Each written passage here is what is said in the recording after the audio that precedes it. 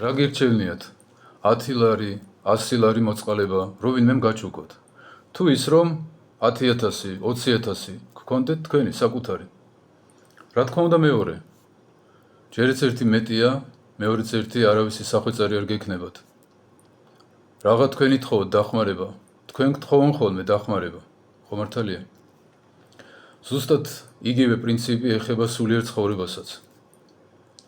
არის ხოლმე რომ მშობლები ლოცულობენ შვილებზე, შვილები მშობლებზე, სასულიერო დასი ლოცულობს მრევლზე, მრევლი ლოცულობს მღვდლებზე, ბერებზე, ეპისკოპოსებზე.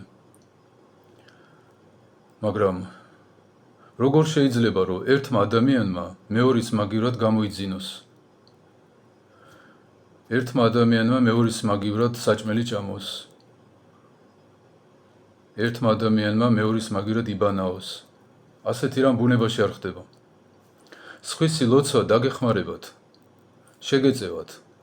სახარებაში წერია, ფრიად შემძლებელ არს ლოცვა მართლისა შეწევნათ. შეგეწევათ, დაგეხმარებათ, მაგრამ თქვენი გასაკეთებელი თქვენ უნდა გააკეთოთ ხოლმე. იყო ასეთი დიდებული ადამიანი, წმინდა გიორგი. ის არც ბერი იყო, არც ეპისკოპოსი, სასულიერო დასს არ მიეკუთვნებოდა. ეს იყო ერის ადამიანი, ჯარისკაცი. და ჩვენ მღვდლები მივდივართ ხოლმე და ვთხოვთ, რომ დაგვეხმარეს, შეგვეციე.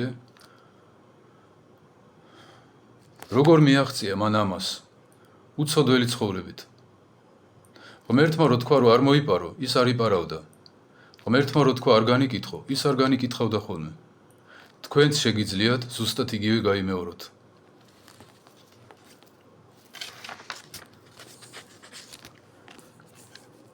თუ ადამიანი არ მოღვაწეობს, წმინდა მამებს ასე უწერიათ, თუ ადამიანი თვითონ არ შრომობს, იმას ვერავისი ლოცვა ვერ შველის. ანტონი დიც ეუბნება ერთი ადამიანი, ილოცე ჩემთვისო.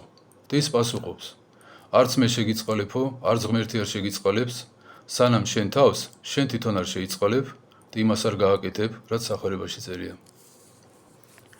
წმინდათა 99%, რომლებიც ახლა ამ წუთას იმყოფებიან სასუფეველში, ესენი არიან ჩვეულებრივი ერის ადამიანები, ცოლშვილიანები, ვაჭრები, ჯარისკაცები, ხელოსნები, რომლებიც იმას აკეთებდნენ, რაც ღმერთმა თქვა. თუ თქვენ იმას გააკეთებთ, რაც სახარებაში წერია, მერე ჩვენ, სასულიერო პირები, მოვალთ და ესე გეტყვით, წმინდაო, მერე თქვენი სახელი იქნება, ევედრე ღმერთსა ჩვენთვის. ღმერთო გაგახაროთ.